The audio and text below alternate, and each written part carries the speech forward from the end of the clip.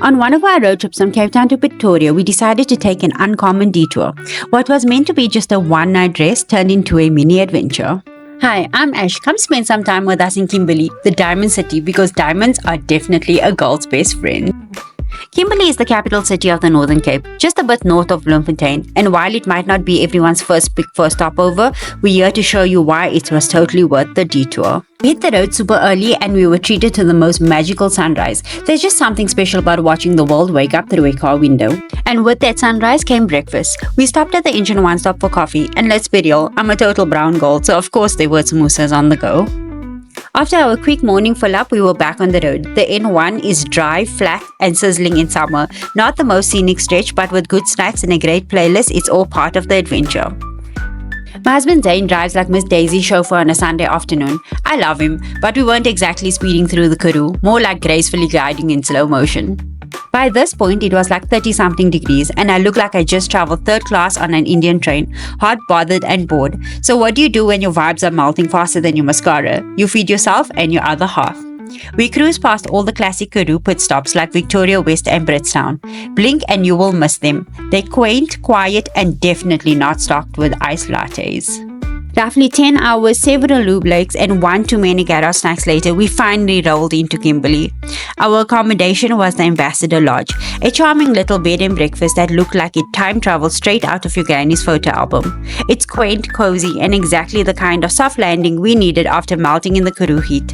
Honestly, it felt like a reward for not losing our minds on that long, dusty drive. Outside, the charm continued and the garden was leafy and peaceful, like a little oasis tucked away in the heart of Kimberley. It was the kind of place that doesn't try too hard and doesn't need to. The Ambassador Lodge is just effortlessly comforting. And here's the real win. They went the extra mile and arranged halal breakfast for us. It might seem like a small thing, but to us it meant everything. It was thoughtful, inclusive and honestly such a lovely surprise. So a big shout out to the team at the Ambassador Lodge. Your hospitality really set the tone for our Kimberley adventure. The next morning, after a good night's sleep and a delicious breakfast, we were ready for something big. And I mean literally big. Can't come to Kimberley and not visit the Big Hole. It's basically the Beyonce of the city. Iconic, massive, and everyone wants a photo with it. In case you didn't know, the Big Hole is exactly what it sounds like. A giant man-made hole in the ground. But not just any hole, it's the world's largest hand-dug excavation. Originally a diamond mine. Yep, people actually dug this with pickaxes and sheer determination, all in hopes of finding some bling. It was part history, part spectacle, and 100% Kimberley must-do, so off we went ready to see what all the fuss and the digging was about. Tours run every day of the week, Monday through Sunday, and all the ticket prices, times, and info can be found on their website. The tour kicks off with a cinema-style film about the Big Hole and the Diamond Rush. And fair warning, the history is shocking. It's fascinating but also deeply uncomfortable in parts. Unfortunate but true. It's a real look into South Africa's mining past and it hits hard. Next up, the bridge. Yep, the actual steel walkway suspended above the Big Hole, and it's not for the faint-hearted. As you step onto it, you could really get the full panoramic view of just how massive the hole really is. It's about 215 meters deep and nearly 500 meters wide, and what makes it even crazier, it was dug by hand, no machines, just thousands of workers with pickaxes shifting over 22 million tons of earth in the hopes of striking diamond gold. The water at the bottom, that's rainwater that filled the pit over the years.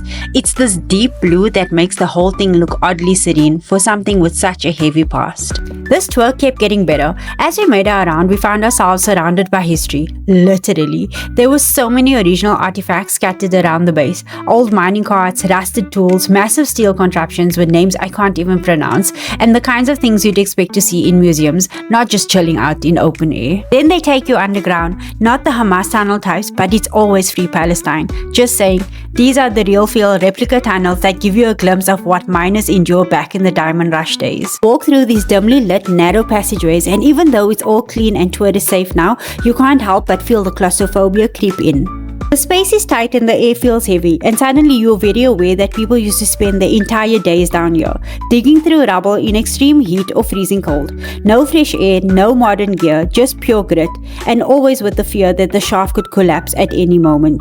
It's humbling, and honestly, it gives a whole new respect for what these workers went through, all for a bit of sparkle. Then you exit the tunnels and head straight into the museum, and this part was just fascinating. They take you through the history of diamond mining, the cutting and polishing process, and the evolution of tools used back then. It's a real rock from rockstar journey.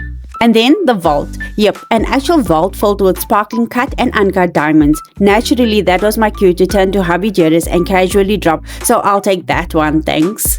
They even got replicas of the most famous diamonds ever found, beautifully displayed with their stories and stats. I was genuinely impressed, like super impressed, with how well it was all laid out. So a big well done to Kimberley for showing off your history and with so much pride and polish. And then, surprise twist, you step outside and it's like you've time traveled. Welcome to the Old Town, a perfectly recreated street from the Diamond Rush era, complete with vintage shop fronts, a saloon bar, old-timey post office, and even a little chapel. It felt like walking through a movie set. There's even an old hotel on the corner that makes you feel like you should be checking in with a suitcase and a bonnet. It was such a fun experience and an unexpected way to end the tour, full of charm, detail, and history brought to life. Well done, Kimberley, you really know how to surprise a road tripper. It was time to say goodbye, but not without grabbing a fridge magnet for the memory. Kimberley was so worth the detour, a city full of history, surprises, and stories that stick. And next time, we're bringing our little traveler along to experience it all with us, because some adventures are just too good not to share. If you enjoyed this little Ashventure, don't forget to follow, like, and subscribe, or whatever that platform button says. You know the one. I share travel tips, family-friendly finds, and real stories from the road, so stick around for more good vibes and hidden gems. If you have a question or just want to say hi, drop a comment. I'd love to hear from you. And if you collect cool fridge magnets too from cool spots, we're basically family now.